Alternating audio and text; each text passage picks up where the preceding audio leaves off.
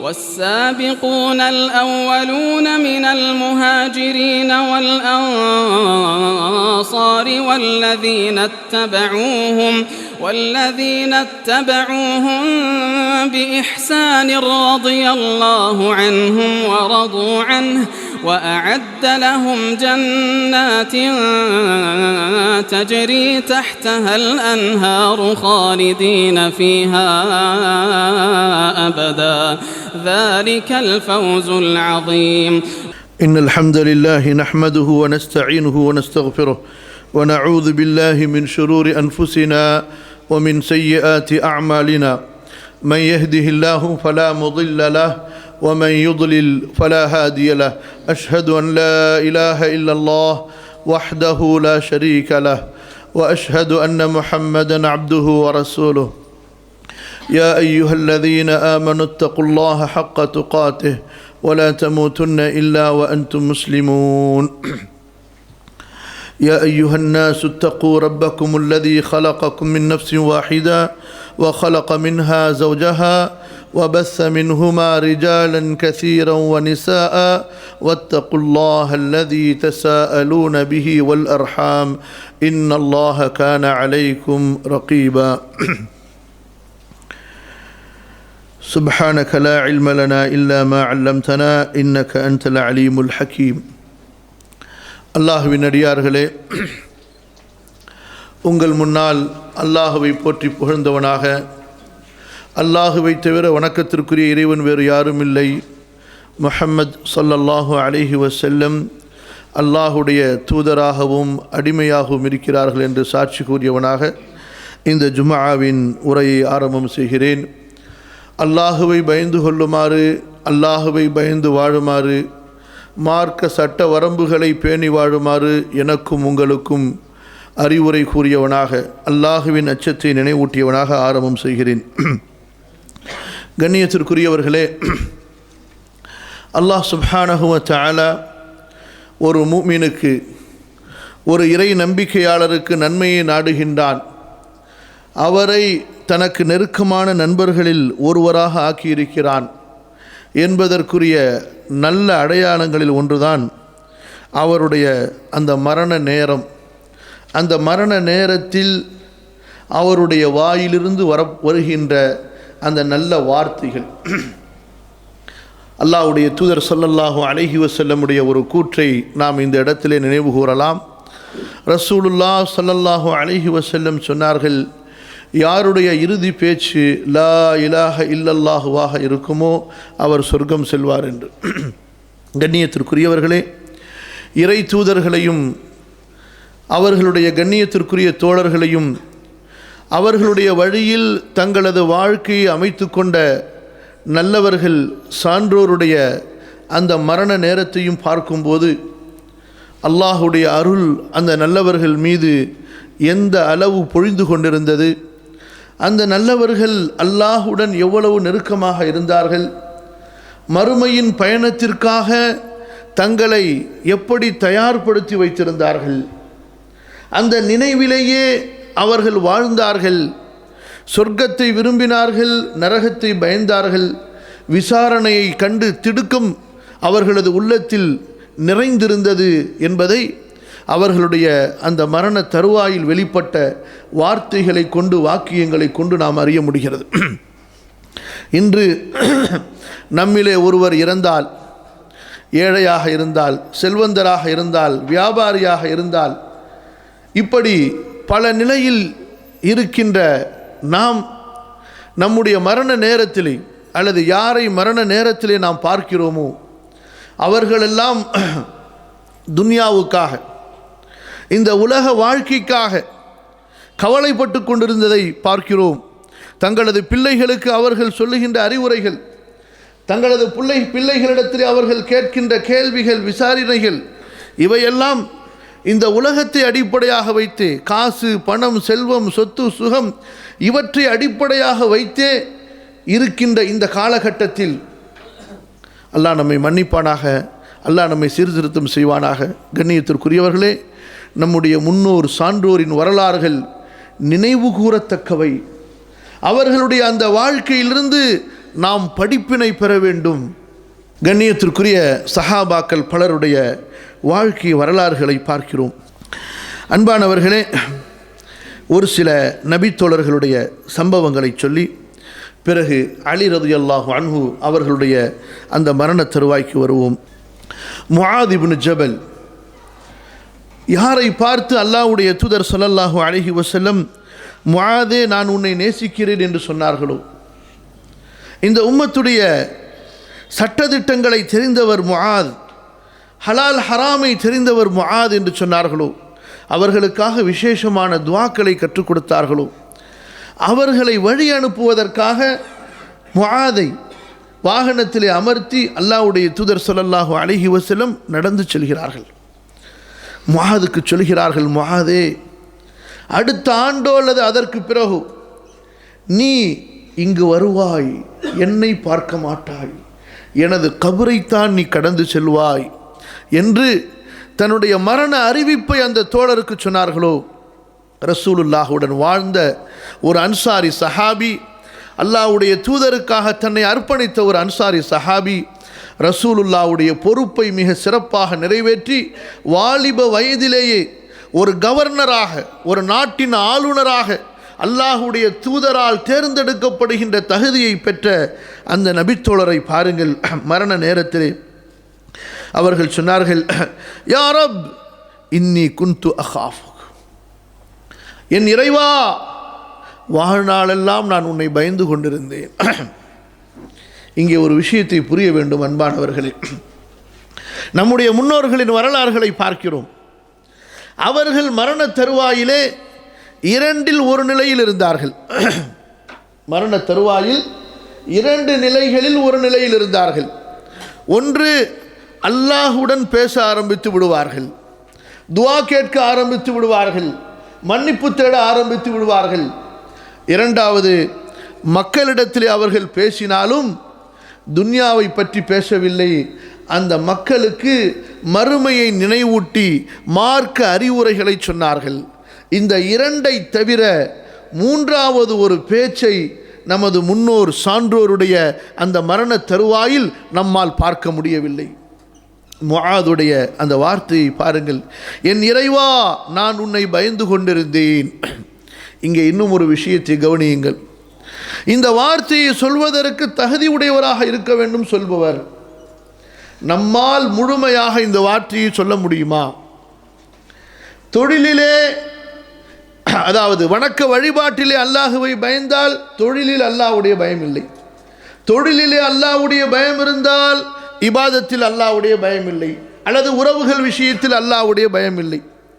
இப்படி அல்லாஹ்வுடைய பயத்தை ஒன்றில் வைத்து இன்னொன்றில் இழந்துவிட்ட சமுதாயமாக நாம் இருக்கிறோம். அல்லாஹ் மன்னிப்பானாக. கண்ணியத்திற்குரிய தோழர்கள் அப்படிப்பட்டவர்கள் அல்ல. அல்லாஹ்வுடைய பயம் அவர்களது வாழ்க்கையின் எல்லா பக்கங்களிலும் எல்லா நேரங்களிலும் வெளிப்பட்டது. அப்படி என்றால் இந்த வார்த்தையை சொல்வதற்கு அவர்கள் தகுதியாக இருந்தார்கள். இப்போது சொல்கிறார்கள் பாருங்கள், யா அல்லாஹ், வாழ்நாளெல்லாம் நான் உன்னை பயந்து கொண்டிருந்தேன். வ அனல் யௌம அர்ஜூக், இன்றைய நாள் நான் உன்னிடத்திலே ஆதரவு வைக்கின்ற நாள், உன்னை சந்திக்க வருகிறேன், உன் மீது ஆதரவு வைக்கிறேன். பிறகு சொன்னார்கள், அல்லாஹ், நிச்சயமாக நீ அறிவாய், நான் உலகத்தை விரும்பினேன், ஆனால் எதற்காக அல்ல, நதிகளை ஓட வைப்பதற்காக, மரங்களை நடுவதற்காக, தோட்டம் துறவுகளை உருவாக்கி அதிலே சுகபோகமான வாழ்க்கை வாழ்வதற்காக அல்ல, மாறாக கடுமையான வெயில் காலங்களில் நோன்பிருப்பதற்காக, குளிர்காலங்களின் இரவுகளிலே உன்னை நின்று வணங்குவதற்காக, அறிஞர்களின் சபைகளிலே நெருக்கமாக அமர்ந்து அவர்களிடம் கல்வி படிப்பதற்காகத்தான் என்பதை நீ அறிவாயா அல்லாஹ்.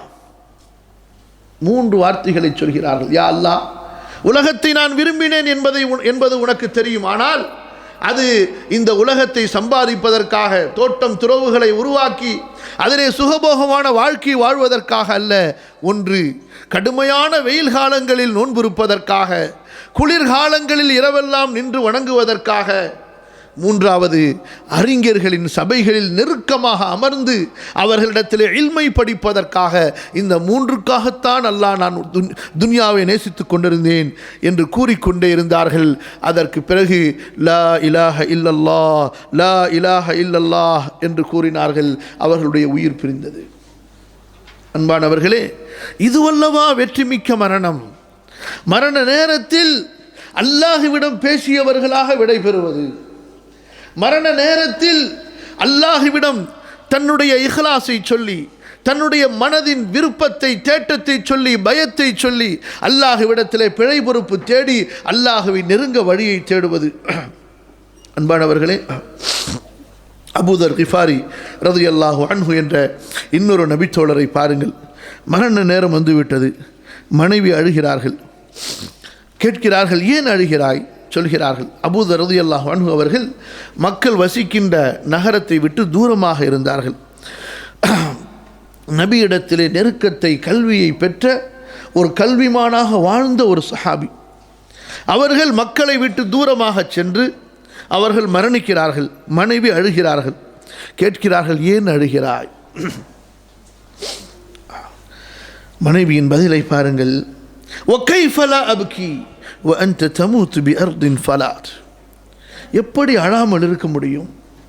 நீங்கள் மரணிப்பது ஒரு நகரத்தில் இல்லையே, ஒரு பாலைவன பூமியில் அல்லவா மரணிக்கிறீர்கள். நான் உங்களை எப்படி அடக்கம் செய்வது? وَلَيْسَ مَعَنَا ثَوْبٌ يَسَعُكَ كَفَنٌ. உங்களை அடக்கம் செய்வதற்கு கூட கஃன் என்னிடத்தில் இல்லையே. ஒரு நபித்தோழர் அல்லாஹ்வுடைய தூதர் ஸல்லல்லாஹு அலைஹி வஸல்லம் இடத்தில் தோழமையை பெற்று பல போர்களிலே கலந்து கொண்டு பல ஹலீஃபாக்களின் மதிப்பை பெற்றிருந்தாலும், பல ஹலீஃபாக்கள் உதவி செய்வதற்கு, செல்வங்களை கொட்டுவதற்கு முன் வந்தாலும், என்னை குழப்பத்தில் ஆக்கக்கூடிய செல்வம் எனக்கு தேவையில்லை.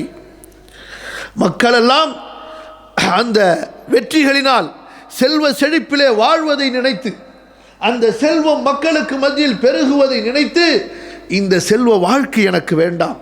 எந்த ஏழ்மையில் அல்லாஹ்வுடைய தூதர் ஸல்லல்லாஹு அலைஹி வஸல்லம் மரணித்தார்களோ அந்த ஏழ்மை எனக்கு வேண்டும் என்று மக்களை விட்டு விலகினார்கள். செல்வத்தை பயந்து, அதன் குழப்பத்தை பயந்து விலகினார்கள். அவர்களுடைய மரண நேரத்தில் பாருங்கள், ஒரு சஹாபியுடைய மரண நேரம், அவர்களை அடக்கம் செய்வதற்கு அவர்களுடைய மனைவி இடத்திலே கஃன் இல்லை. மனைவி அழுகிறார்கள்.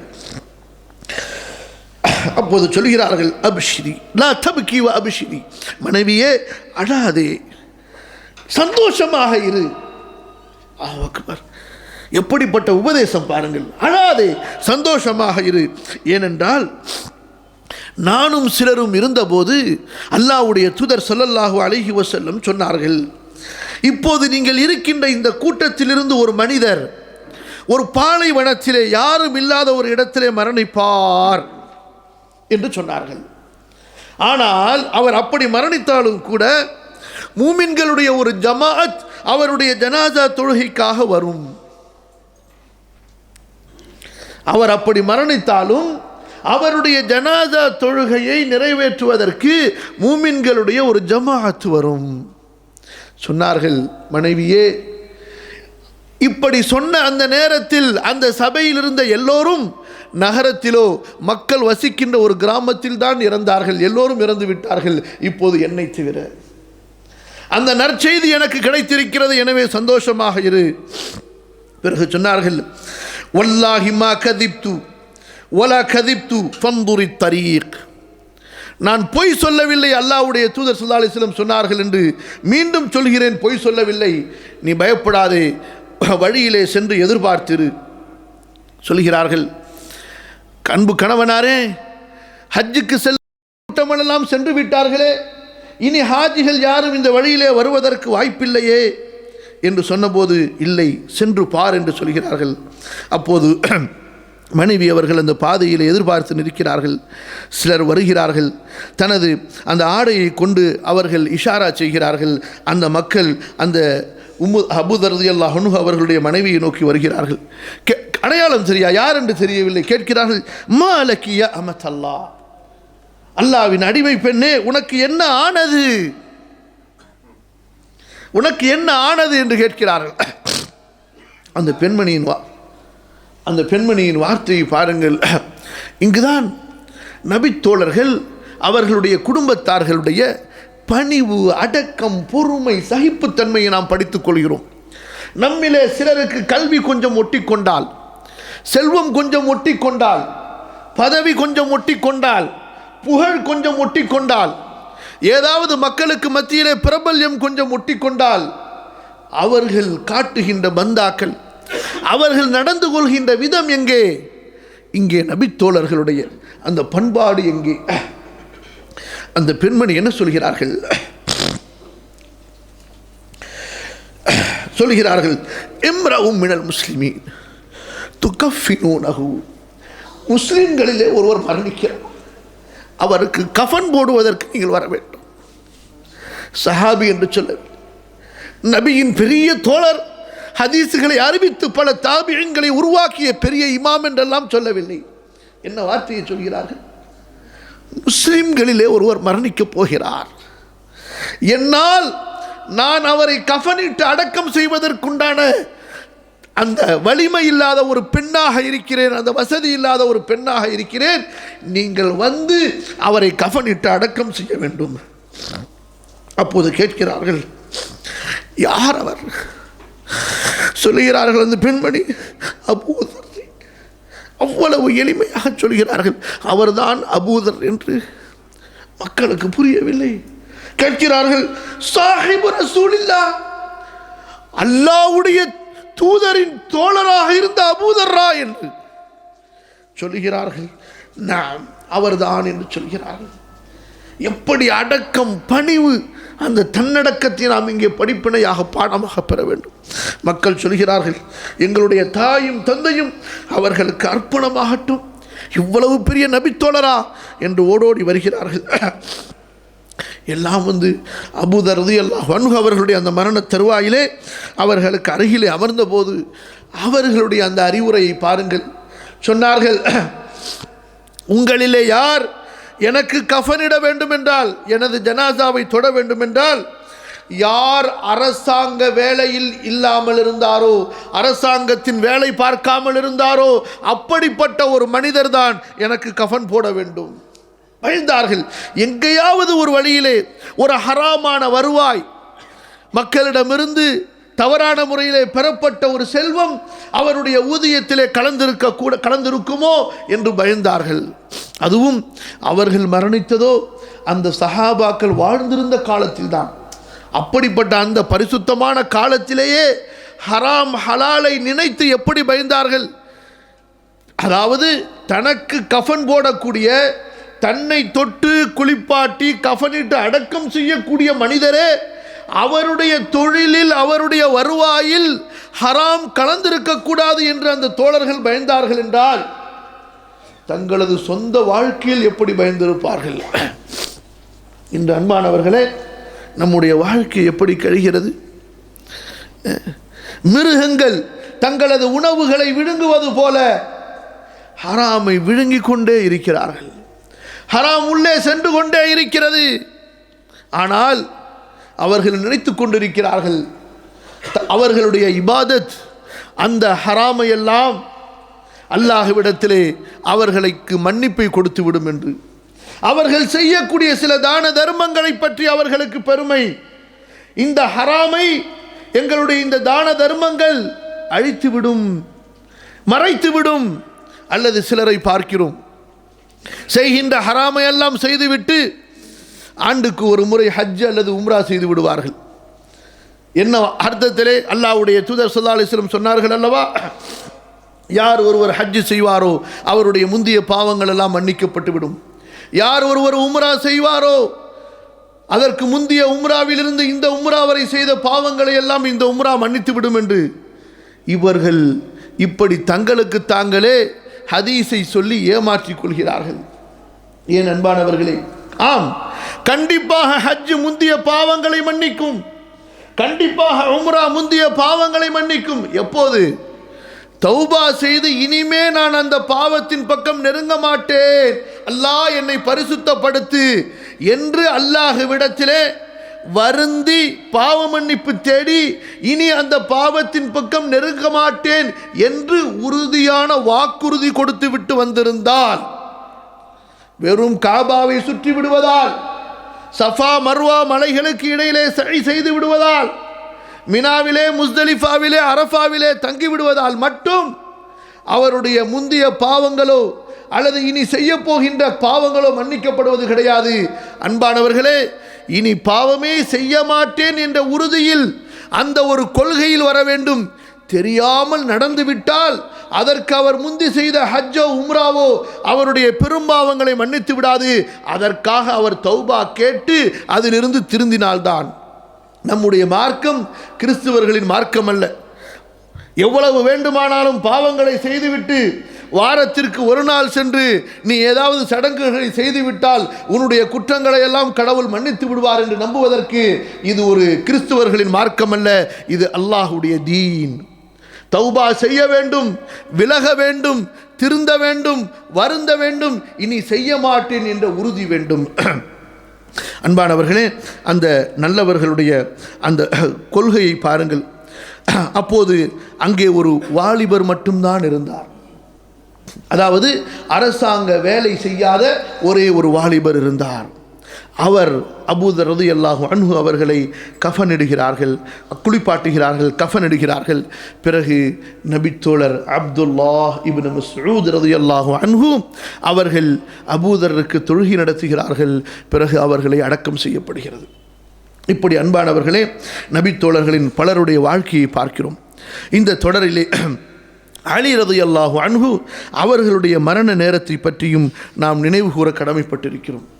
நபியின் தோழர் 4 ஹலீஃபாக்களிலே 4வது ஹலீஃபா, இஸ்லாமை ஏற்றுக்கொண்ட முதல் சிறுவர், ரசூலுல்லாஹி ஸல்லல்லாஹு அலைஹி வஸல்லம் அவர்களோடு 13 ஆண்டு காலங்கள் மக்காவிலே அழைப்பு பணி செய்து சிரமங்களை சகித்து பிறகு ஹிஜ்ரத்து மேற்கொண்டு மதீனாவின் வாழ்க்கையிலே 10 ஆண்டுகள் ரசூலுல்லாஹ்வை விட்டு பிரியாமல் எல்லா போர்களிலும் மற்ற சிறு போர்களிலும் கலந்து கொண்டு அல்லாஹ்வுடைய தூதர் ஸல்லல்லாஹு அலைஹி வஸல்லம் அவர்கள் அலியை பொருந்தி கொண்ட நிலையிலே இறந்தார்கள். அப்படிப்பட்ட ஒரு தோழர். அவர்களுடைய மரண சம்பவம் அதாவது நமது மனதை மிகப்பெரிய அளவிலே கவலைக்குள்ளாக்கக்கூடிய ஒரு சம்பவமாக இருந்தது. முஸ்லிம்களிலே இப்படி நிகழ்ந்த சில சம்பவங்கள்: அலி ரலியல்லாஹு அன்ஹு அவர்களுடைய கொலை, அதற்கு முன்னால் உஸ்மான் ரலியல்லாஹு அன்ஹு அவர்களுடைய கொலை, இஸ்லாமிய மார்க்கத்தில் வரம்பு மீறியவர்கள், ஹலீஃபாக்களுக்கும் ஆட்சியாளர்களுக்கும் எதிராக கலகம் செய்தவர்கள், நன்மை என்ற பெயரில் தீமை செய்தவர்கள், சீர்திருத்தம் என்ற பெயரில் குழப்பம் செய்தவர்கள். இப்படிப்பட்ட ஒருவனால் அலி ரலியல்லாஹு அன்ஹு அவர்கள் கொல்லப்படுகிறார்கள். அல்லாஹ்வுடைய தூதர் ஸல்லல்லாஹு அலைஹி வஸல்லம் சொன்னார்கள், முந்திய உம்மத்திலே மிக கேடுகெட்ட கொலைகாரன் சாலிஹ் அலைஹி ஸலாத்து வஸ்ஸலாமுடைய ஒட்டகத்தை கொன்றவன். என்னுடைய உம்மத்திலே கேடுகெட்ட துர்பாக்கியவான் அலியே உன்னை கொல்லக்கூடியவன் என்று சொன்னார்கள். அன்பானவர்களே, அலி ரலியல்லாஹு அன்ஹு அவர்களை கொல்வதற்காக அப்துர் ரஹ்மான் இப்னு முல்ஜிம் என்பவன் தயாராகிறான். இவர்கள் யார்? சஹாபாக்களை எல்லாம் வழிகட்டவர்கள், காஃபிர்கள். நாங்கள் தான் சீர்திருத்தவாதிகள், அல்லாஹ்வின் சட்டத்தை நிலைநிறுத்தக்கூடியவர்கள் என்று சொல்லிக்கொண்டு மக்களுக்கு மத்தியிலே கலகத்தை ஏற்படுத்தியவர்களிலே ஒருவன். கொலை நடக்கிறது. அலி ரலியல்லாஹு அன்ஹு அவர்கள் காலை நேரத்தில் சுபுஹ் தொழுகைக்கு செல்லும் பொழுது மக்களையெல்லாம் தொழுகைக்கு எழுப்பிவிட்டு செல்வார்கள். அந்த நேரத்தில் தான் அவர்கள் கொல்லப்படுகிறார்கள். அந்த அலி ரலியல்லாஹு அன்ஹு அவர்களை கொன்றவன் சொல்கிறான், நான் அலியை வெட்டிய அந்த வாளை கொண்டு 1000 பேரை வெட்டி இருந்தால் வெட்டிய அதே நேரத்தில் அவர்கள் இறந்திருப்பார்கள். ஆனால் அன்பானவர்களே, அலி ரலியல்லாஹு அன்ஹு அவர்களுக்கு கொடுத்திருந்த அந்த வீரம், அந்த உடல் வலிமை, அவர்கள் உடனே மரணிக்கவில்லை. அவன் சொல்கிறான், நான் இந்த வாளை கொண்டு என்றால் 1 மாத காலமாக அதற்கு விஷம் ஏற்றுகிறான். 1000 தீனார்களை கொண்டு அந்த வாளை விலைக்கு வாங்குகிறான். அவ்வளவு உயர்ந்த ஒரு வாள். இதை கொண்டு 1000 பேரை வெட்டி இருந்தாலும் இதனுடைய சொனை, இதனுடைய கூர்மை மங்கி இருக்காது. அதனுடைய விஷம் 1000 பேரும் வெட்டப்பட்ட அதே இடத்திலே மரணித்திருப்பார்கள் என்று அலி ரலியல்லாஹு அன்ஹு அவர்கள் மரண நேரத்திலே இருக்கிறார்கள். அப்போது தங்களது மக்களை, தங்களது பிள்ளைகளை, தோழர்களை அழைக்கிறார்கள். லா இலாஹ இல்லல்லாஹ் என்று சொல்லிக்கொண்டே இருக்கிறார்கள். ஃபமன் யஅமல் மிஸ்கால தர்ரத்தின் கைரன் யரா வமன் யஅமல் மிஸ்கால தர்ரத்தின் ஷர்ரன் யரா என்ற வசனத்தை ஓதிக்கொண்டே இருக்கிறார்கள். வசனத்தின் பொருள் என்ன? யார் அணு அளவு நன்மை செய்தாலும் அதையும் அவர் பார்த்து கொள்வார், யார் அணு அளவு தீமை செய்தாலும் அதையும் அவர் பார்த்து கொள்வார். பிறகு மக்களுக்கு உபதேசம் செய்கிறார்கள். தங்களது பிள்ளைகள் ஹசன் ஹுசைனை அழைக்கிறார்கள். சொல்லக்கூடிய அறிவுரையை பாருங்கள் அன்பானவர்களே. ஒரு கலீஃபா மரணிக்கிறார். முஸ்லிம் இஸ்லாமிய நாடுகளின் மிகப்பெரிய ஜனாதிபதி மரணிக்கின்றார். தன்னுடைய செல்வத்தை பற்றியோ, ஆட்சியை பற்றியோ, அதிகாரத்தை பற்றியோ ஒரு வார்த்தை கூட பேசவில்லை. தங்களது பிள்ளைகளை அழைத்து அவர்கள் சொல்லக்கூடிய அந்த அறிவுரையை கவனியுங்கள். அல்லாஹுவை பயந்து கொள்ளுங்கள் என்று உங்களுக்கு அறிவுரை சொல்கிறேன். தொழுகையை பேணுங்கள், ஜக்காத்தை கொடுங்கள், நீங்கள் கோபத்தை மென்று விழுங்குங்கள், உறவுகளை சேர்த்து வாழுங்கள், அறியாத மக்கள் உங்களுக்கு செய்கின்ற குறைகளை எல்லாம் சகித்துக் கொள்ளுங்கள், மார்க்க ஞானத்தை தேடிக்கொண்டே இருங்கள். ஒவ்வொரு வார்த்தைக்கும் அன்பானவர்களை பல மணி நேரங்கள் விளக்கம் சொல்லலாம். வார்த்தையை கவனியுங்கள். மார்க்க விளக்கத்தை தேடிக்கொண்டே இருங்கள். இன்று நாம் என்ன நினைக்கிறோம்?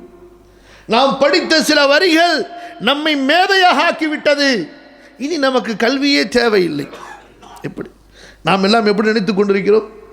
எங்கேயாவது ஏதாவது ஒரு பயானை கேட்டால் போதும், சில புத்தகத்தின் சில வரிகளை வாசித்து விட்டால் போதும், இனி எனக்கு எதற்கு இல்ம் சொல்கிறார்கள். ஹசன் ஹுசைன் ரலியல்லாஹு அன்ஹுமா அவர்களுக்கு நபியிடத்தில் கல்வியை படித்த சிறுவர்கள், அத்தனை மூத்த சஹாபாக்களிடத்திலும் கல்வியை படித்த சிறுவர்கள், ஏன் அலி தனது தந்தை அவர்களிடத்திலே கல்வியை படித்து கல்வியிலேயே வளர்ந்து வாலிபமாகி வாழ்ந்து கொண்டிருந்த அந்த தங்களது பிள்ளைகளுக்கு சொல்கிறார்கள், வத்தஃபக்குஹி ஃபித்தீன், மார்க்க ஞானத்தை அடைந்து கொள்ளுங்கள், வத்தஸ்பீதி ஃபில் அம்ர், அல்லாஹ்வின் சட்ட வரம்புகளில் மார்க்க காரியங்களிலே உறுதியாக இருங்கள், வத்தஆஹுதி லில் குர்ஆன், குர்ஆனை தொடர்ந்து ஓதிக்கொண்டே இருங்கள், வஹுஸ்னில் ஜிவார், அண்டை வீட்டாருக்கு உபகாரம் செய்து கொண்டே இருங்கள், அவர்களுடன் அழகிய முறையில் நடந்து கொள்ளுங்கள், நன்மையை ஏவுங்கள், தீமையை தடுங்கள், மானக்கேடான அசிங்கமான காரியங்களை விட்டு விலகிக் கொள்ளுங்கள். பிறகு ஹசன் ஹுசைன் ரலியல்லாஹு அன்ஹுமா அவர்களுக்கு சொல்கிறார்கள், உங்களுடைய சகோதரர், அதாவது தந்தை ஒன்று தாய் வேறு, முஹம்மது இப்னுல் ஹனஃபியா, உங்களது சகோதரரோடு நல்ல முறையிலே நடந்து கொள்ளுங்கள். ஒரு தந்தை சொல்லக்கூடிய அறிவுரை பாருங்கள். தன்னுடைய மற்ற மனைவிகளுக்கு பிறந்த பிள்ளைகளையும் கவனித்துக் கொள்ளுமாறு, அவர்களோடு சகோதரத்துவத்தை பேணுமாறு அறிவுரை சொல்கிறார்கள். அந்த பிள்ளையை அழைத்தும் உன்னுடைய இந்த சகோதரர்களுக்கு மரியாதை செய்து அவர்களோடு நல்ல முறையில் நடந்து கொள், அவர்களை கேட்காமல் எந்த ஒரு காரியத்தையும் முடிவெடுத்து விடாதே. இது அன்பானவர்களே ஒரு தந்தை செய்ய வேண்டிய வேலை. இன்று நம்மில் இருக்கக்கூடிய தந்தையார் எப்படிப்பட்டவர்? அவரே சகோதரர்களுக்கு மத்தியிலே, தான் பெற்ற பிள்ளைகளுக்கு மத்தியிலே பகைமையின் விதையை விதைக்கக்கூடியவராக இருக்கிறார். நம்முடைய காலத்தில் இருக்கக்கூடிய பல தந்தைகளின் செயல்பாடுகள் எப்படி அமைந்திருக்கின்றன? அண்ணனை பற்றி தம்பியிடம் தவறாக சொல்கிறார், தம்பியை பற்றி அண்ணனிடம் தவறாக சொல்கிறார். 2 பேரும் 3 பேரும் 4 பேரும் 5 பேரும் ஒற்றுமையாக இருக்காமல் அவரே சரியாக கவனித்துக் கொள்கிறார். அல்லாஹ் பாதுகாப்பானா. தங்களது சொந்த பிள்ளைகளுக்கு மத்தியிலேயே இணக்கத்தை ஏற்படுத்த முடியாத, ஒற்றுமையை ஏற்படுத்த முடியாத, அவர்களுக்கு மத்தியிலே அன்பை பரஸ்பரத்தை ஏற்படுத்த முடியாத ஒரு தந்தை அவர் தன்னுடைய கடமையை செய்தவராக இறக்க முடியுமா? அல்லாஹ் பாதுகாப்பானா. பிறகு பாருங்கள், இந்த அடுத்து வருகின்ற இந்த அறிவுரை மிக முக்கியமான அறிவுரை. ஏன் இந்த அறிவுரையை நாம் தேர்ந்தோம் என்பதை நீங்கள் புரிந்து கொள்ளலாம். அன்பானவர்களே, இன்று நாம் நம்மில் ஒவ்வொருவரும் அல்லாஹ்வுடைய தூதரையும் அந்த தூதரின் தோழர்களையும் நமக்கு நெருக்கமானவர்களாக உணர வேண்டும். நமக்கு உண்மையில் நெருக்கமானவர்கள் யார்? நம்மை பெற்றெடுத்த தாய் தந்தையை விட, நம்முடைய மூதாதைகளை விட நமக்கு மிக நெருக்கமானவர்கள் அல்லாஹ்வுடைய தூதரும் அந்த தூதரின் தோழர்களும். இந்த உணர்வோடு வாழுங்கள் அன்பானவர்களே, குர்ஆனோடு நெருக்கம் ஏற்படும். இந்த உணர்வோடு வாழுங்கள், இஸ்லாமிய பற்று நம்முடைய உள்ளத்திலே ஆழமாக அழுத்தமாக பதியும். இந்த உணர்வோடு வாழ்ந்தால் நமக்கும் அல்லாஹ்வுடைய அன்பு மிகைக்கும். எப்படி அந்த தோழர்களுடைய உள்ளத்தில் மிகைத்ததோ, அல்லாஹ்வுடைய தூதரையும் அந்த தூதரின் தோழர்களையும் நேசித்து அவர்கள் எனது உண்மையான உறவுகள், அவர்கள் என்னுடைய உண்மையான மூதாதைகள், அவர்கள் மீது நான் பாசம் வைத்திருக்கிறேன் என்ற உணர்வை பசுமையாக்கி கொண்டே இருந்தால் கண்டிப்பாக அல்லாஹ் சுப்ஹானஹு வ தஆலா அந்த தோழர்களுக்கு ஈமானின் எந்த சுவையை சுவைக்க வைத்தானோ, அல்லாஹ்வுடைய அன்பின் எந்த சுவையை சுவைக்க வைத்தானோ அதை நமக்கும் சுவைக்க வைக்காமல் அல்லாஹ் நமக்கு மரணத்தை கொடுக்க மாட்டான். ஏன்? அல்லாஹ்வுடைய தூதர் சொன்னார்கள், அன்சாரிகளை நேசிப்பது ஈமானை சேர்ந்தது, அந்த அன்சாரிகளை வெறுப்பது இறை நிராகரிப்பு என்று சொன்னார்கள். ஹதீஸ் கலையின் அறிஞர்கள் எழுதுகிறார்கள், சஹாபாக்களில் இரண்டாவது தரஜாவை பெற்ற அன்சாரிகளை நேசிப்பதே ஈமான் என்று அல்லாஹ்வுடைய தூதர் ஸல்லல்லாஹு அலைஹி வஸல்லம் சொல்லி இருந்தால், முதல் தரஜாவிலே உள்ள முஹாஜிர்களை நேசிப்பது, அவர்களிலும் முதல் தரஜாவில் உள்ள அபூபக்கரையும் உமரையும் உஸ்மானையும் அலியையும் நேசிப்பது எந்த அளவு ஈமானின் அம்சமாக இருக்கும். சென்ற வாரம் கூட உமரை நேசிக்காமல் சொர்க்கம் செல்ல முடியாது என்று சொன்னபோது சில முகங்கள் சுருங்கியதை பார்த்தோம். உமரை நேசிக்காதவர் சொர்க்கம் செல்ல முடியாது, உமரை நேசிக்காதவர் அல்லாஹ்வின் அன்பை பெற முடியாது என்று சொன்னபோது சிலர் திடுக்கிட்டார்கள். அப்படியா என்று. ஆம் அன்பானவர்களே, அல்லாஹ்வுடைய தூதர் ஸல்லல்லாஹு அலைஹி வஸல்லம் அன்சாரிகளை நேசிக்கவில்லை என்றாலே ஈமான் கிடையாது என்று சொன்னபோது சஹாபாக்களின் முதல் தரஜா வஸ்ஸாபிகூனல் அவ்வலூன் மினல் முஹாஜிரீன வல் அன்சார், முந்தியவர்கள் முதலாம் அவர்கள் யார்? முஹாஜிர்கள், அடுத்து அன்சாரிகள். இவர்களை பின்பற்றக்கூடியவர்களைத்தான் அல்லாஹ் பொருந்திக் கொள்வான். இவர்களை பின்பற்றக்கூடியவர்களுக்குத்தான் அல்லாஹ் சொர்க்கத்தை ஏற்படுத்தி வைத்திருக்கிறான். நீங்கள் வேறு வழியிலே சென்று இவர்களை நேசிக்காமல் வேறு கூட்டத்தை நேசித்து வேறு மக்களை நேசித்து இவர்களுக்காக அல்லாஹ் வாக்களித்திருக்கின்ற சொர்க்கத்தில் செல்ல முடியாது. நீங்கள் எந்த சொர்க்கத்தில் சென்றாலும் சரி, நபியின் ஒரு தோழர் கண்டிப்பாக இருப்பார். நபியின் தோழரை நீங்கள் வெறுத்து விட்டால் வேறு எந்த சொர்க்கத்திற்கு செல்வீர்கள்?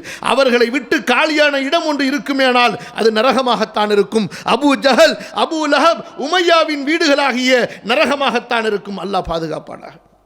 அன்பானவர்களே, அலி சொல்லுகின்றார்கள் ரலியல்லாஹு அன்ஹு, இதோ பிஸ்மில்லாஹிர் ரஹ்மானிர் ரஹீம். பாருங்கள், இங்கே ஒவ்வொரு சஹாபியின் வார்த்தைகளிலும் உள்ள பணிவை பார்க்கிறோம். ஒரு கலீஃபா, முஸ்லிம்களின் ஜனாதிபதி, நபியின் தோழர்களில் மிகப்பெரிய ஒரு தோழர் மரணிக்கிறார். அவர் சொல்லக்கூடிய வார்த்தையை பாருங்கள். அபூ தாலிபுடைய மகன் அலி சொல்லுகின்ற மரண அறிவுரை. அபூ தாலிபுடைய மகன் அலி சொல்லுகின்ற மரண சாசனம். பிறகு சொன்னார்கள், நான் சாட்சி சொல்கிறேன். தன்னை பற்றி படர்க்கையிலே வைத்து அபூ தாலிபின் மகனாகிய அலி சாட்சி சொல்கிறார். லா இலாஹ இல்லல்லாஹ் வஹ்தஹு லா ஷரீக லஹு வ அன்ன முஹம்மதன் அப்துஹு வ ரசூலுஹு. சொல்கிறார்கள், அந்த தூதரை அல்லாஹ் நேரு வழியை கொண்டு அனுப்பினான், சத்திய மார்க்கத்தை கொண்டு அனுப்பினான், எல்லா மார்க்கங்களையும் மிகைக்க வைப்பதற்காக. கண்டிப்பாக அல்லாஹ் அப்படியே செய்வான், முஷ்ரிக்குகள் வெறுத்தாலும் சரி. பிறகு சொன்னார்கள், எனது தொழுகை, என்னுடைய ஹஜ் வணக்க வழிபாடுகள், என்னுடைய சாவு, என்னுடைய மரணம் அகிலங்களை படைத்து வளர்க்கக்கூடிய அல்லாஹ் ஒருவனுக்கு, அவனுக்கு இணை இல்லை. இப்படித்தான் நான் கட்டளையிடப்பட்டிருக்கிறேன். முஸ்லிம்களில் முதல் முஸ்லிமாக நான் ஆக விரும்புகிறேன் என்ற வசனத்தை ஓதுகிறார்கள். பிறகு சொன்னார்கள், ஹசனே, உனக்கு நான் அறிவுரை சொல்கிறேன். வஜமீஅ வலதி, என்னுடைய எல்லா பிள்ளைகளுக்கும் பேரன்களுக்கும் நான் அறிவுரை சொல்கிறேன். அடுத்து சொல்கின்ற வார்த்தையை பாருங்கள். வமன் பலகஹு கிதாபி, என்னுடைய இந்த மரண சாசனம் யாருக்கெல்லாம் சென்று சேருமோ அவர்களுக்கும் நான் அறிவுரை சொல்கிறேன். அப்படி என்றால் என்ன அர்த்தம் சொல்லுங்கள்? இன்று இந்த அறிவுரையை கேட்கக்கூடிய அலியின் மரணத்தை நினைவு கூர்ந்து அவர்களின் அந்த மரணத்தை பற்றிய அந்த வரலாறை படிக்கக்கூடிய நமக்கும் அலி ரலியல்லாஹு அன்ஹு அவர்கள் இங்கே அறிவுரை சொல்லிவிட்டு சென்றிருக்கிறார்கள். எனவே தான் நான் சொன்னேன், அன்பானவர்களே, நமது உறவுகளை நமக்கு நெருக்கமானவர்களாக நினைப்பதை விட நபியின் தோழர்களை நமக்கு நெருக்கமானவர்களாக நினைக்க வேண்டும். ஏன்? நம்முடைய உறவுகள் உண்மையில் உறவுகள். அவர்கள் கவலைப்படுகிறார்கள், கவலைப்பட்டார்கள், நமக்காக சிரமப்பட்டார்கள் நம்முடைய துன்யாவுக்காக மட்டும், நம்முடைய இந்த உலக வாழ்க்கைக்காக. ஆனால் நபியோ நபியின் தோழர்களோ நம்முடைய மறுமைக்காக கவலைப்பட்டார்கள். குர்ஆனை நம்மிடத்திலே கொண்டு வந்து சேர்ப்பதற்காக, இந்த மார்க்கத்தை நம்மிடத்திலே கொண்டு வந்து சேர்ப்பதற்காக தங்களது கழுத்துகளை, நெஞ்சுகளை எதிரிகளின் ஈட்டிகளுக்கும் அம்புகளுக்கும் முன்னால், வாளுகளுக்கு முன்னால் நிறுத்தினார்கள். எதிரிகளின் ஈட்டிகளுக்கும் அம்புகளுக்கும் தங்களது உடலை, உயிரை இரையாக்கினார்கள். ஆகவேதான் அவர்கள் நமக்கு மிக நெருக்கமானவர்கள். சொல்கிறார்கள், அலி, நான் அறிவுரை சொல்கிறேன் ஹசனே உனக்கு, எனது பிள்ளைகளுக்கு எனது இந்த கடிதம் யாருக்கெல்லாம் சென்று சேருமோ அவர்களுக்கெல்லாம் என்ன அறிவுரை? உங்களது இறைவனாகிய அல்லாஹ்வை பயந்து கொள்ளுங்கள். முஸ்லிம்களாகவே தவிர நீங்கள் மரணித்து விட வேண்டாம். அல்லாஹ்வின் கயிற்றை, குர்ஆனை ஒற்றுமையாக பற்றி பிடியுங்கள். நீங்கள் பிரிந்து விடாதீர்கள், ஒற்றுமையாக பற்றி பிடியுங்கள் சொன்னார்கள். அபுல் காசிம் ஸல்லல்லாஹு அலைஹி வஸல்லம் கூற நான் கேட்டிருக்கிறேன், நீங்கள் உங்களுக்கு மத்தியில் ஒற்றுமையாக இருப்பது இன்ன ஸலாஹ தாத்தில் பைன், நீங்கள் உங்களுக்கு மத்தியில் ஒற்றுமையாக இருப்பது நீங்கள் தொழக்கூடிய, நீங்கள் நோக்கக்கூடிய நிறைய நோன்புகளை விட, நிறைய தொழுகைகளை விட அல்லாஹ்விடத்திலே மிக சிறப்பானது. மேலும் சொன்னார்கள், உங்களது இரத்த உறவுகளை கவனித்துக் கொள்ளுங்கள், அந்த இரத்த உறவுகளை சேர்த்து கொள்ளுங்கள். உறவுகளை சேர்ப்பது மறுமையில் உங்களுடைய விசாரணையை அல்லாஹ்விடத்திலே லேசாக்கிவிடும் சொன்னார்கள். அல்லாஹ்வை பயந்து கொள்ளுங்கள், அல்லாஹ்வை பயந்து கொள்ளுங்கள். அநாதைகளின் விஷயத்தில் அவர்களது வாய்களை காய வைத்து விடாதீர்கள், அவர்களை பட்டினி போட்டு விடாதீர்கள். நீங்கள் இருக்கின்ற அந்த சமூகத்தில், நீங்கள் வாழுகின்ற அந்த சமுதாயத்தில் அந்த அநாதைகள் பாழாகின்ற, வீணாகின்ற ஒரு நிலையை உருவாக்கி விடாதீர்கள் சொன்னார்கள். அல்லாஹ்வை பயந்து கொள்ளுங்கள், அல்லாஹ்வை பயந்து கொள்ளுங்கள். உங்களது அண்டை வீட்டார்களின் விஷயத்திலே உங்களுடைய நபி ஸல்லல்லாஹு அலைஹி வஸல்லம் உங்களுக்கு இப்படி வசியத்து செய்திருக்கிறார்கள் சொன்னார்கள். அல்லாஹ்வுடைய தூதர் எங்களுக்கு வசியத், மரண சாசனம் சொன்னார்கள், எங்களுக்கு கட்டளையிட்டார்கள். அண்டை வீட்டாரின் விஷயத்திலே நாங்களெல்லாம் என்ன ஆரம்பித்து விட்டோம், எப்படி அண்டை வீட்டார்களை நம்முடைய சொத்துகளுக்கு வாரிசுகளாக அல்லாஹ்வுடைய தூதர் ஸல்லல்லாஹு அலைஹி வஸல்லம் ஆக்கி விடுவார்களோ என்று. பிறகு சொன்னார்கள், குர்ஆன் விஷயத்திலே அல்லாஹ்வை பயந்து கொள்ளுங்கள், குர்ஆனின் விஷயத்தில் அல்லாஹ்வை பயந்து கொள்ளுங்கள். என்ன அர்த்தத்தில் சொன்னார்கள்? அவர்களே சொல்கிறார்கள், நீங்கள் இந்த குர்ஆனை கொண்டு அமல் செய்யவில்லை என்றால் இன்னொரு கூட்டத்தை அல்லாஹ் கொண்டு வருவான், அவர்கள் இந்த குர்ஆனை கொண்டு அமல் செய்வார்கள். இந்த குர்ஆனை பின்பற்றுகின்ற விஷயத்தில் பிறர் உங்களை முந்தும்படி நீங்கள் ஆகிவிடாதீர்கள். அன்பானவர்களை, என்று பார்க்கிறோம், இஸ்லாமை ஏற்று வரக்கூடிய நமது மக்கள் இந்த ஊரில் இருந்தாலும் சரி, இந்த நாட்டில் அல்லது வேறு நாடுகளிலே, அவர்கள் இஸ்லாமை பின்பற்றுவதும், குர்ஆனை படிப்பதும், குர்ஆனை கற்பதும், போதிப்பதும் இன்று நாமெல்லாம் அவர்களை பார்த்து பொறாமைப்படக்கூடிய அளவிலே இருக்கிறது. இன்று நம்மிலே வாழ்கின்ற எத்தனை பேருக்கு அவர்கள் மார்க்கத்தோடு தொடர்புடையவர்களாக இருந்தாலும் கூட குர்ஆனை, குர்ஆனின் மொழியை அறியாதவர்களாக இருக்கிறார்கள். ஆனால் இன்று பல நாடுகளிலே இஸ்லாமை ஏற்கக்கூடியவர்கள் முதலாவதாக அவர்கள் செய்கின்ற வேலை குர்ஆனை திருத்தமாக படிக்க பழகுவது, இரண்டாவது அதன் மொழியை கற்பது, பிறகு அந்த மார்க்கத்தின் சட்டங்களை கற்பது. இப்படியாக இந்த விஷயத்தை தான் சொல்கிறார்கள். நீங்கள் குர்ஆனின் விஷயத்தில் அல்லாஹ்வை பயந்து கொண்டே இருங்கள், பிறர் இந்த குர்ஆனை கொண்டு அமல் செய்வதிலே உங்களை முந்திவிடாமல் பார்த்து கொள்ளுங்கள். அல்லாஹ்வை பயந்து கொள்ளுங்கள், அல்லாஹ்வை பயந்து கொள்ளுங்கள். தொழுகையின் விஷயத்திலே தொழுகைதான் உங்களது மார்க்கத்தின் தூணாகும்.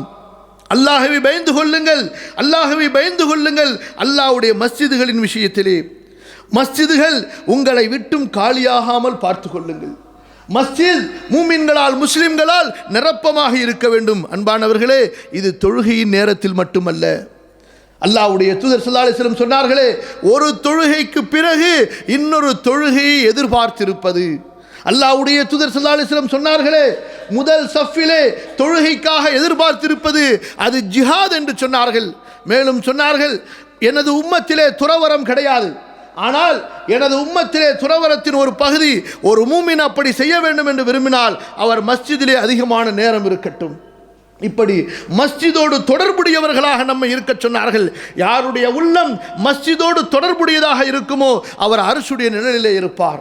நமக்கு எவ்வளவு நேரம் ஓய்வு நேரங்கள் கிடைக்கின்றன. டீ கடைகளில் நின்று கொண்டு, தெருவின் முச்சந்திகளில் நின்று கொண்டு, இன்னும் நிற்கக்கூடாத இடங்களிலே நின்று கொண்டு நமது நண்பர்களோடு, தோழர்களோடு, அல்லது யாராவது கிடைக்க மாட்டாங்களா என்பதாக பலர் தங்களுடைய நேரங்களை வெட்டியாக வீணாக கழித்துக் கொண்டிருக்கிறார்களே, அல்லாஹ்வுடைய தூதர் ஸல்லல்லாஹு அலைஹி வஸல்லம் சொன்ன அறிவுரையை அலி அவர்கள் இங்கே நினைவு கூறுகிறார்கள். மஸ்ஜிதிலே உங்களது நேரத்தை கொடுங்கள், மஸ்ஜித் உங்களை விட்டும் காலியாகி விட வேண்டாம். பிறகு சொன்னார்கள், ரமதான் மாதத்தில் அல்லாஹ்வை பயந்து கொள்ளுங்கள், அல்லாஹ்வை பயந்து கொள்ளுங்கள். ரமதானுடைய நோன்பு நரகத்தை விட்டு உங்களை பாதுகாக்கக்கூடிய கேடயம். அல்லாஹ்வை பயந்து கொள்ளுங்கள், அல்லாஹ்வை பயந்து கொள்ளுங்கள். ஜிஹாத் விஷயத்திலே உங்களது செல்வத்தாலும் உயிராலும் அல்லாஹ்வின் பாதையில் போரிட்டுக் கொண்டே இருங்கள். ஜகாத் விஷயத்தில் அல்லாஹ்வை பயந்து கொள்ளுங்கள், அல்லாஹ்வை பயந்து கொள்ளுங்கள். ஜகாத் அல்லாஹ்வுடைய கோபத்தை அணைக்கக்கூடிய ஒன்று. மேலும் சொன்னார்கள், நீங்கள் யாருக்கு அடைக்கலம் கொடுத்து பாதுகாப்பு கொடுத்து உங்கள் நாட்டிலே வாழ வைத்திருக்கிறீர்களோ அந்த திம்மிகள், முஸ்லிம் அல்லாத முஸ்லிம் நாடுகளிலே வாழக்கூடிய திம்மிகள், அவர்கள் விஷயத்தில் அல்லாஹ்வை பயந்து கொள்ளுங்கள். அவர்களுக்கு அநீதம் இழைக்கப்படாமல் பாதுகாத்துக் கொள்ளுங்கள். ஒரு கலீஃபா சொல்லக்கூடிய அறிவுரை பாருங்கள். முஸ்லிம் நாடுகளில் வாழக்கூடிய, முஸ்லிம்களுக்கு மத்தியில் வாழக்கூடிய ஒரு காஃபிரை பற்றியும் அறிவுரை சொன்னார்கள். அவர் விஷயத்தில் அல்லாஹ்வை பயந்து கொள்ளுங்கள், அவர் உங்களுக்கு மத்தியிலே அநியாயம் செய்யப்பட்டு விடக்கூடாது. பிறகு சொன்னார்கள், உங்களது நபியின் தோழர்கள் விஷயத்தில் அல்லாஹ்வை பயந்து கொள்ளுங்கள். அல்லாஹ்வுடைய தூதரும் தங்களது தோழர்களை குறித்து நமக்கு அறிவுரை சொன்னார்கள். மேலும் சொன்னார்கள், ஏழைகள், பலவீனர்கள், இவர்கள் விஷயத்தில் அல்லாஹ்வை பயந்து கொள்ளுங்கள். உங்களுக்கு அல்லாஹ் கொடுத்திருக்கின்ற வாழ்வாதாரத்தில் அவர்களையும் நீங்கள் சேர்த்து கொள்ளுங்கள். அன்பானவர்களே, இன்று எத்தனையோ செல்வந்தர்கள் மரணிக்கின்றார்களே, தங்களுடைய செல்வத்தின் ஒரு பகுதி, 1/3 அல்லது அதைவிட குறைவாக எனது உறவில் உள்ள, வேறு வெளியில் உள்ள ஏழைகளை விடுங்கள் ஒரு பக்கம், எனது உறவில் உள்ள, என்னோடு பிறந்த அல்லது என் தந்தையோடு பிறந்த என்னுடைய உறவுகள், இரத்த உறவுகள், என் தாயோடு பிறந்த உறவுகள், என்னுடைய செல்வத்தில் ஒரு பகுதியை அந்த ஏழைகளின் வாழ்வாதாரத்திற்கு நீங்கள் நிரந்தர சொத்தாக வக்ஃபாக வைத்து அவர்களை வாழ வையுங்கள் என்று சொல்லலாம் அல்லவா? இது அவருக்கு நிரந்தர சதகாவை கொடுக்குமா இல்லையா? சொல்கிறார்கள், ஏழைகள், பலவீனர்களை உங்களது வாழ்வாதாரத்திலே நீங்கள் அவர்களை கூட்டாக்கி கொள்ளுங்கள். பிறகு சொன்னார்கள், உங்களுடைய பணியாளர்கள் விஷயத்திலே அல்லாஹ்வை பயந்து கொள்ளுங்கள், அல்லாஹ்வை பயந்து கொள்ளுங்கள். இதைத்தான் அல்லாஹ்வுடைய தூதர் ஸல்லல்லாஹு அலைஹி வஸல்லம் அவர்கள் தங்களது மரண நேரத்தில் இறுதியாக சொன்னார்கள். நபி அவர்களின் கூற்றை இங்கே குறிப்பிடுகின்றார்கள். 2 பலவீனமானவர்களை குறித்து உங்களுக்கு நான் அறிவுரை சொல்கிறேன். ஒன்று உங்கள் பெண்கள். 2 பலவீனமானவர்களை குறித்து நான் உங்களுக்கு அறிவுரை சொல்கிறேன். ஒருவர் உங்களுடைய பெண்கள், இரண்டாமவர் உங்களுடைய வழக்கரங்கள் சொந்தமாக்கி கொண்ட உங்களுடைய அடிமைகள். அவர்கள் மீது அநியாயம் செய்யாமல், அவர்களுடைய உரிமை மீறாமல், அவர்களுடைய ஹக்குகளை பாழாக்காமல் நீங்கள் பார்த்து கொள்ளுங்கள். பிறகு நபி அவர்கள் சொன்னார்கள், அஸ்ஸலா அஸ்ஸலா, தொழுகை தொழுகை என்று. அல்லாஹ்வின் விஷயத்திலே நீங்கள் படிப்பவரின் படிப்பை பயந்து விடாதீர்கள்.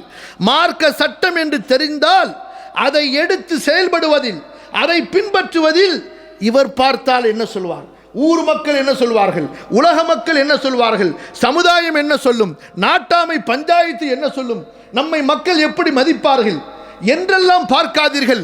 அல்லாஹ்வின் மார்க்க விஷயங்களிலே அல்லாஹ் உங்களுக்கு ஹலாலாக்கியதை செய்வதில், அல்லாஹ் உங்கள் மீது ஹராமாக்கியதை விடுவதில், அல்லாஹ் உங்கள் மீது ஹலாலாக்கியதை செய்வதில், அல்லாஹ் உங்கள் மீது ஹராமாக்கியதை விடுவதில் பழிப்பவர்களின் பழிப்பை பயப்படாதீர்கள். அப்படி நீங்கள் வாழ்ந்தால்தான், அந்த வார்த்தையை கவனியுங்கள், தொழுகையை சொன்னார்கள், நோன்பை சொன்னார்கள், ஜிஹாதை சொன்னார்கள், அல்லாஹ்வுடைய உதவி உங்களுக்கு வருவதற்குரிய அந்த அறிவுரையை சொல்கிறார்கள். இந்த அளவுக்கு அல்லாஹ்வுடைய மார்க்கத்தில் நீங்கள் இருந்தால் உங்களை எதிர்ப்பதற்கும் உங்கள் மீது அநியாயம் செய்வதற்கும் யார் வருகிறார்களோ அவர்களை விட்டு அல்லாஹ் பாதுகாப்பான். இன்று அல்லாஹ்வுடைய பாதுகாப்பு நமக்கு கிடைக்கவில்லை. ஆம், தொழுகை இருக்கிறது, நோன்பு இருக்கிறது, ஹஜ் இருக்கிறது, ஜக்காத் இருக்கிறது, எவ்வளவு அமல்கள் இருக்கின்றன. ஆனால் அல்லாஹ்வுடைய மார்க்க சட்ட விஷயங்களிலே ஹலால் ஹராமாக இருக்கட்டும், குடும்ப வாழ்க்கை, சொத்துரிமை, நம்முடைய பொருளாதார வாழ்க்கை, இப்படி எல்லா விஷயங்களிலும் மார்க்கத்தை பின்பற்றுவதாக இருந்தால் முதலாவது நாம் என்ன பார்க்கிறோம் தெரியுமா? இதை நம்முடைய வீட்டுக்காரங்க ஏற்றுப்பாங்களா? இதை நம்முடைய முஹல்லா ஜமாத்து ஏற்றுக்குமா? இதை நாம் வாழக்கூடிய நாடு ஏற்றுக்கொள்ளுமா? ஊர் என்ன சொல்வார்கள், உலகம் என்ன சொல்லும், ஜமாத் என்ன சொல்லும், மக்கள் என்ன சொல்லும், இப்படி பார்த்து அங்கே நமக்கு அவர்களால் பாதிப்பு இல்லை என்றால் மார்க்க வேண்டும்.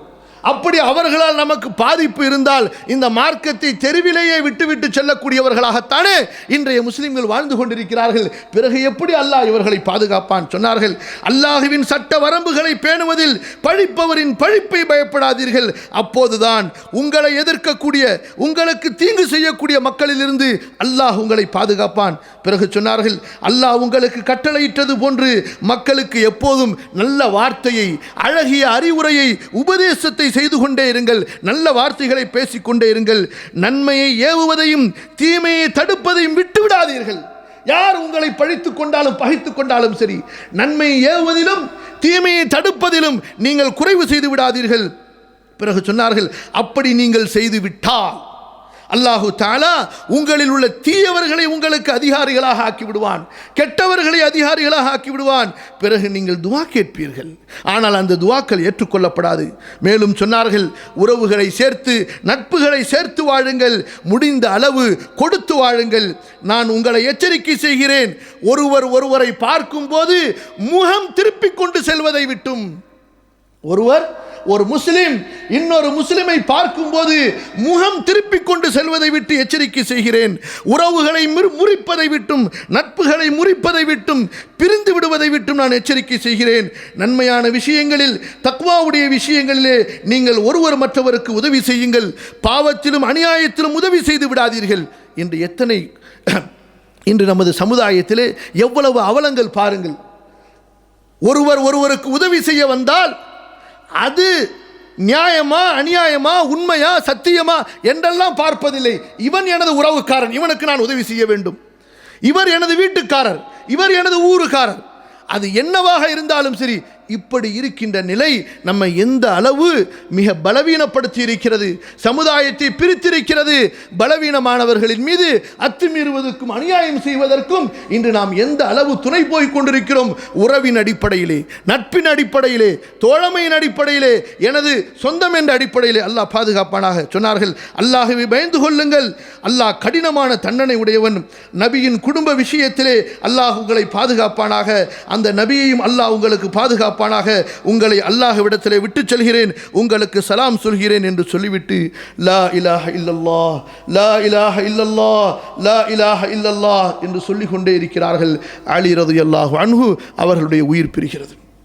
அன்பானவர்களே, இப்படி நம்முடைய அந்த மூத்த இஸ்லாமிய சமுதாயம் அல்லாஹுவோடும் அல்லாஹ்வுடைய தூதரோடும் நேசம் கொண்டு அவர்களுக்காக வாழ்ந்தவர்கள், மார்க்கத்தை பேணியவர்கள், தங்களது மரண தருவாயில் கூட நமக்கு விட்டு சென்ற அறிவுரைகள், மார்க்கத்தை பற்றி, மறுமையை பற்றி, சமுதாயத்தை பற்றி கவலைப்பட்ட அவர்களுடைய அந்த வேதனைகள்.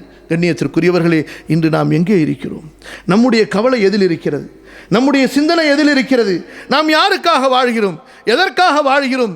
நமது மறுமையின் பயணத்தை பற்றி சிந்தித்து பார்த்தோமா? நாம் சேகரித்து வைத்திருக்கின்ற மறுமையின் கட்டுச்சாதத்தை பற்றி சிந்தித்து வைத்திருக்கிறோமா? நம்முடைய பாவங்களுக்கான தௌபாவை பற்றி யோசித்தோமா? மரணம் நம்மை திடீரென்று கவ்வி பிடித்து கொள்ளுமே, அந்த நேரத்தில் நம்மால் என்ன செய்ய முடியும்? சுப்ஹானஹு வ தஆலா என்னையும் உங்களையும் அல்லாஹ்வுடைய சட்ட வரம்புகளை, நபியின் சுன்னாவை பேணக்கூடிய மக்களில் ஆக்கி அருள்வானாக.